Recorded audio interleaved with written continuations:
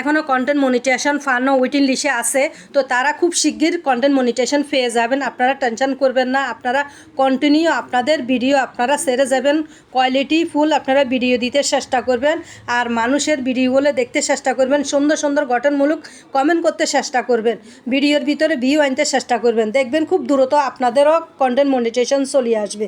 তো ইনশাআল্লাহ আপনাদের দোয়ায় ভালোবাসা আমিও কন্টেন্ট মনিটাইজেশন আমি পেয়ে গেলাম, অনেক স্বপ্ন অনেক আসার পর। তো আজকে আমি এই কন্টেন্ট মনিটাইজেশন আমি সেট আপ করলাম আপনাদের দোয়ায় ভালোবাসায়।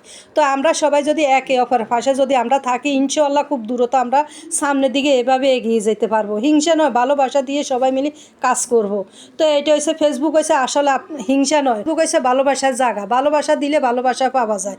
তো যে কোনো আমরা ভিডিও দেখব, লাইক করব, কমেন্ট করব সুন্দর সুন্দর। তো আজকে আমি এখানে গুঁড়া মাছের চচ্চড়ি রান্না করতেছি।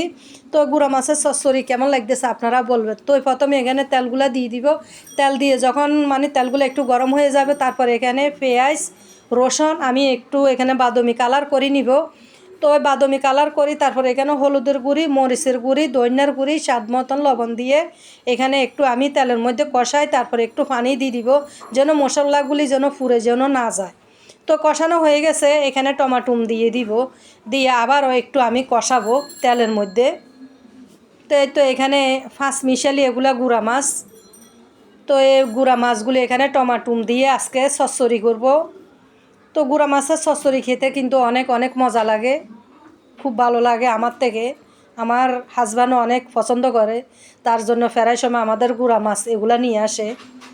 তো এই তো কষানো হয়ে গেছে, পরিমাণ মতন এখানে পানি দিয়ে দিব, দিয়ে বাস 10 মিনিটের মতন এইভাবে ঢাকনা দিয়ে ডেকে তারপর উপরে ধনিয়া পাতা দিয়ে তারপরে কিছুক্ষণ রাখি নামাই ফেলবো।